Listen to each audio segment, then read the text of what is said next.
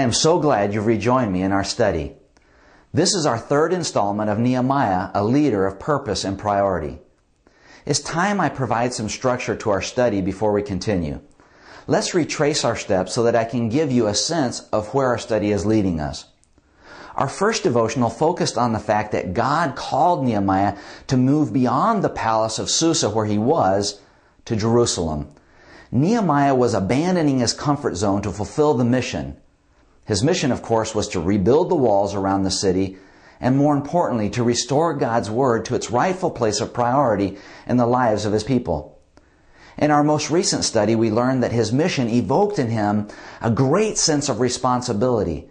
So as a result, Nehemiah humbled himself in prayer and obedience. This combination of prayer and obedience is how spiritual leaders like Nehemiah acknowledge that apart from God's help, they will fail to make an eternal difference in the lives of the people they serve. In other words, godly leaders depend on God in obedience and prayer. So in summary, Nehemiah followed God and relied on Him completely.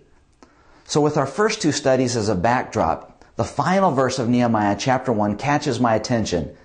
It says, I was cupbearer to the king. As we read his biography, we discover that Nehemiah reinvents himself 3 times. At the start, we are introduced to Nehemiah the cupbearer.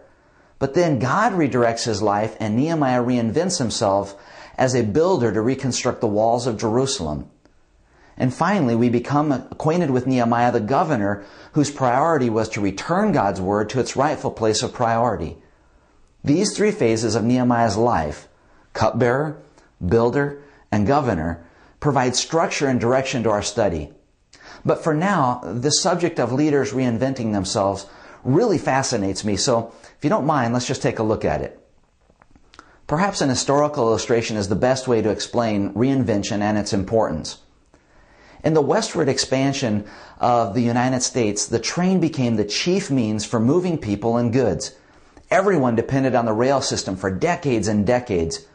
But later, as vehicles and planes cut into their business, railway executives continued to view themselves as unshakable.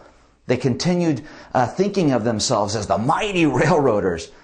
Unfortunately, they were more committed to their method, that is railroads, than to their mission of moving people and goods. Had the executives been focused primarily on their mission, perhaps they would have diversified their investments to include other means of transporting people and their goods. But they did not, and their failure cost them dearly. They refused to reinvent themselves. They thought only about railways and nothing about roadways or airways as a means of serving people.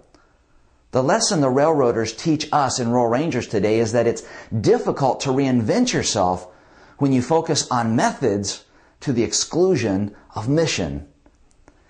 Think about it. If Nehemiah had dogmatically said to himself, I serve by testing wine and nothing else, he could never have said, I serve by building or by governing. But Nehemiah knew his highest purpose was to serve God regardless of the role. So when God redirected him from the palace to a broken down city, Nehemiah prayerfully and obediently reinvented himself. As director of the Rural Rangers ministry, I believe God is calling you and me both to reinvent ourselves so that we can take Rural Rangers to a whole new generation. To do so, we must ensure first that we are married first and foremost to our mission and not our methods. And second, we must derive our personal identity from the mission and not from the methods. Reinvention is all about fulfilling God's purposes for Rural Rangers. As we know, God raised this ministry up to reach, teach, and keep boys for Jesus Christ. When Rural Rangers was created in 1962, camping was the one universal unifying interest of American boys and young men. It was the logical method for attracting the maximum number of boys. Today, however, the interests of young men are much broader, and so our means of reaching them must also become much broader. Our method to date has been camping, but now God is calling us to rebrand our ministry by involving men with other interests in addition to camping so we can mentor more boys than ever before. Let's continue to involve outdoorsmen and sportsmen as we challenge, athletes and techies and tradesmen and musicians and any other godly man to join our cause. After all, if we have learned anything in our 45 plus years of Ranger ministry, it is this, that our key to growth is men. The more men we involve, the more boys we are able to mentor. I believe with all my heart that God is calling you and me to reinvent ourselves in terms of methods so that we can be more effective in our mission to evangelize, equip, and empower the next generation of Christ-like men and lifelong servant leaders. Now, I recognize that rebranding Royal Rangers to include other fields of interest in addition to camping may be difficult for some.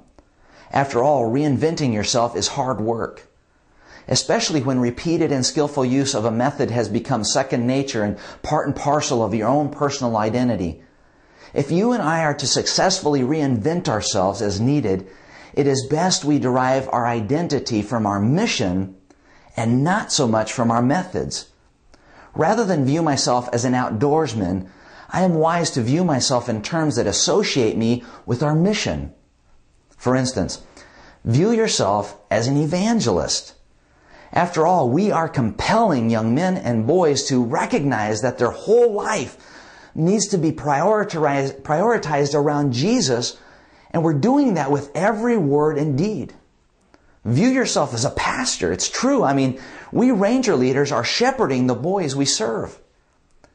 And you are right to view yourself as a mentor because we are relating to the next generation of men with the purpose of modeling servant leadership.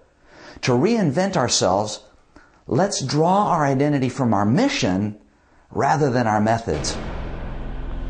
Even the Apostle Paul understood the need to reinvent himself.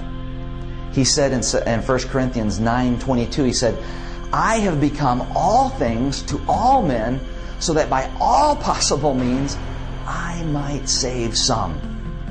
The reason leaders like Nehemiah and Paul and others remade themselves from time to time was for one purpose alone, and that was to fulfill God's calling.